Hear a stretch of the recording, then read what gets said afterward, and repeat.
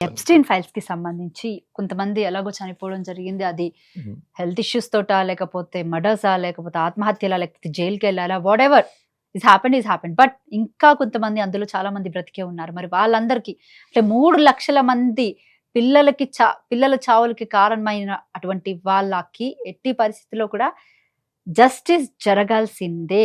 వీళ్ళందరికీ శిక్ష పడాల్సిందే. అంటే ఈ వైపు ఎవరైనా ఆలోచిస్తున్నారా ప్రపంచం? ఈ దిశగా ఏమైనా ఆలోచిస్తుందా?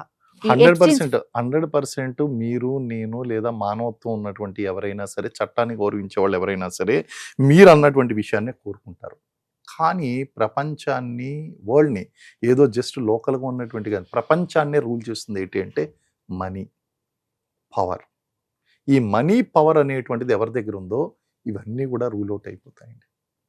ఇప్పుడు ముఖ్యంగా ఇంకా చాలా మంది బాధితులు ఉన్నారు కదా! వాళ్ళందరికీ ప్రాణ ప్రమాదం ఉంది. రీజన్ ఏంటి అంటే, మనం ఏదైనా మంచి చేయాలన్నా, లేదా ఎవరికన్నా థ్రెట్ ఉన్నది అన్నా సరే, వీళ్ళు వాళ్ళకున్నటువంటి డబ్బును వెచ్చిస్తారు, వాళ్ళకున్నటువంటి పరిచయాలను వెచ్చిస్తారు, వాళ్ళకున్నటువంటి పవర్‌ని యూజ్ చేస్తారు. పవర్ చేసి వాటిని సమూలంగా నాశనం చేయడానికి ట్రై చేస్తారు. ఇప్పుడు పెద్ద మిస్టరీ ఏంటంటే, అది న్యాచురల్ డెత్ అయితే కాదు ఎప్స్టీన్‌ది. Okay, forceful డెత్తా? అసలు బతికే ఉన్నాడా? అతన్ని దాచిపెట్టారా? బయట ప్రపంచానికి తెలీదు. చనిపోయిన తర్వాత ఎందుకు డొనాల్డ్ ట్రంప్ కూడా దీని మీద పెద్దగా మాట్లాడలేదు? అదే అండి. దాని గురించి అదే చెప్తున్నాను కదా! ఇప్పుడు ఇలాంటివి, ఇప్పుడు ఆయన హిమ్సెల్ఫ్ డైరెక్ట్ ఎలిగేషన్స్ ఉన్నాయి. ట్రంప్ మీద డైరెక్ట్ ఎలిగేషన్స్ ఉన్నాయి.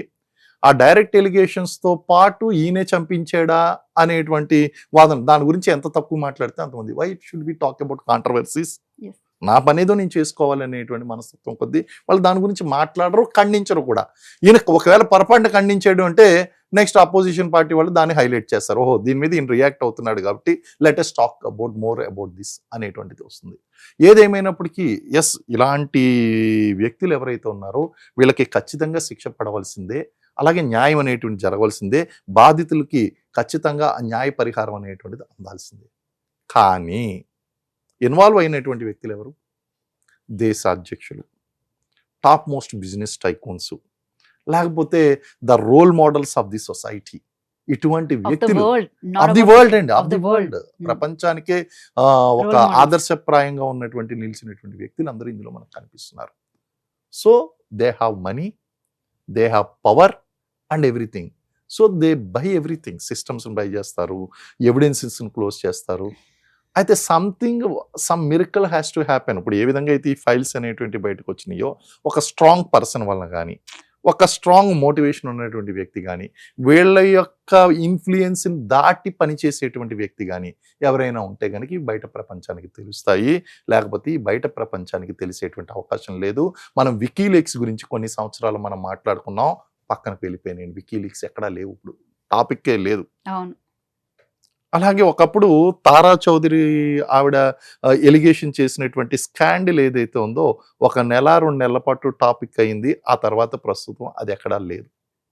అలాగే ఎప్స్టీన్ ఫైల్స్ అనేటువంటిది కూడా దీన్ని గనక, ఇప్పుడు మీటూ ఉద్యమం అనేటువంటిది ఏ విధంగా అయితే బయటకు వచ్చిందో, ఇందులో ఉన్నటువంటి వ్యక్తులు కూడా మీటూ విధంగా బయటకు వస్తే గనక ఇది లైవ్లోకి వచ్చి దీని మీద ఏమైనా యాక్షన్ తీసుకోవడానికి ఉంటుంది.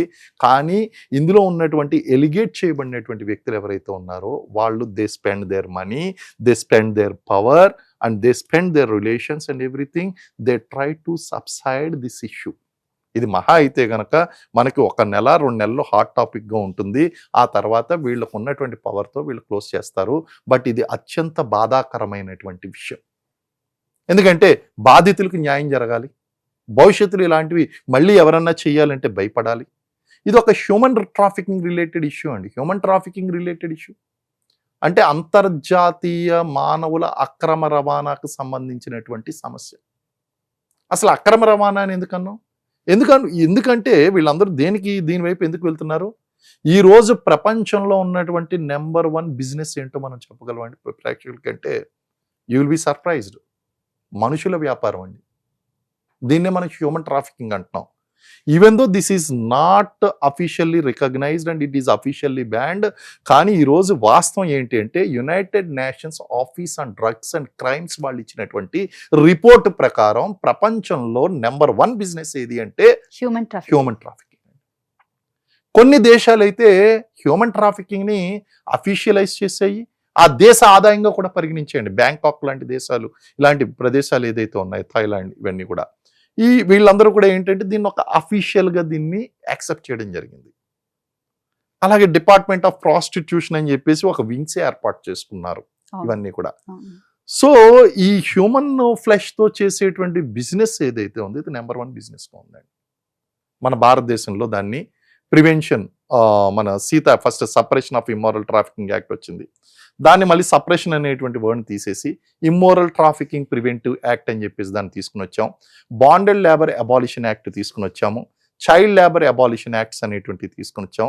ఇలా రకరకాల యాక్ట్స్ అనేటువంటివి తీసుకుని వచ్చి మన దేశంలో హ్యూమన్ ట్రాఫికింగ్ అనేటువంటిది కంట్రోల్ చేసినప్పటికీ ఇప్పటికీ వెస్ట్ బెంగాల్ అండ్ ఒరిస్సా, ఒరిస్సా, అస్సాం, ఆంధ్రప్రదేశ్, తెలంగాణ, బీహార్ ప్రాంతాల నుంచి హ్యూమన్ ట్రాఫికింగ్ అనేటువంటిది ఎక్కువగా జరుగుతుంది. సో ఈ హ్యూమన్ ట్రాఫికింగ్లో భాగంగా ఎవరు కల్పిట్స్ అంటే ప్రధానంగా మహిళలతో పాటు చిన్నపిల్లలు.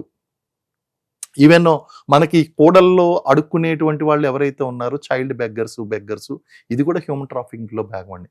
ఆర్గాన్ ట్రాన్స్ప్లాంటేషన్, హ్యూమన్ ఆర్గాన్స్, ఈ హ్యూమన్ ఆర్గాన్స్ని రీప్లేస్ చేసి అమ్మడం, ఇవన్నీ కూడా ప్రపంచంలో నెంబర్ 1 బిజినెస్గా మారినాయి. బ్రతుకున్న పిల్లల్ని చంపేయడం ఇవన్నీ కూడా, చంపేసి వాళ్ళ ఆర్గాన్స్ తీసి.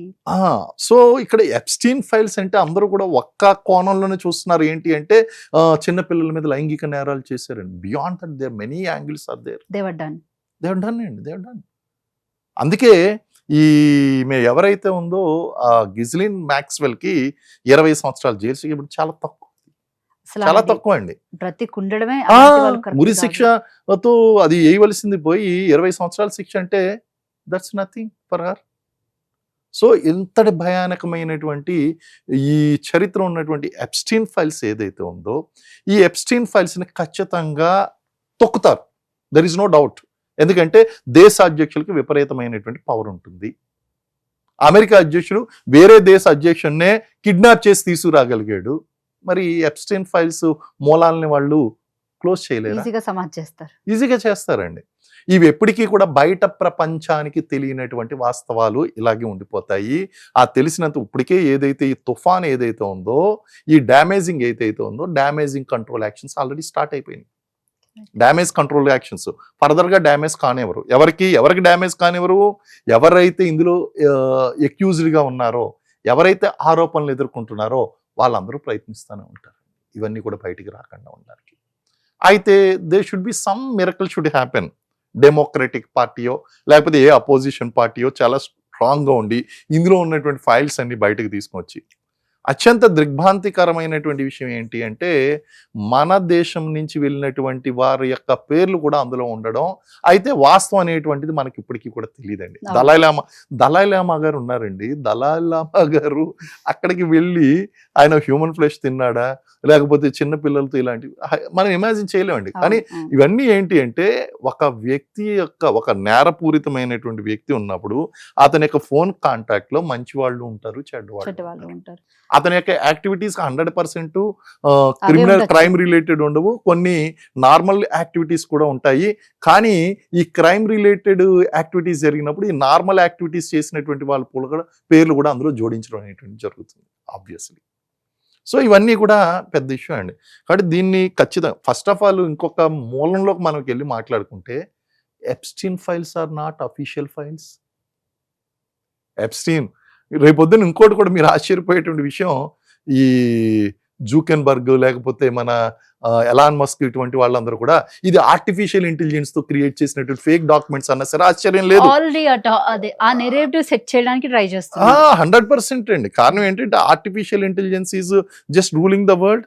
అండ్ ప్రపంచాన్ని ఏమైనా కామప్ చేసేస్తారు అంటే ఇది ఒక artificially created problem to disturb the international relations and the defame the presidents of various countries అని చెప్పేసి సింపుల్ గా రూల్ అవుట్ చేసేస్తారు దీన్ని.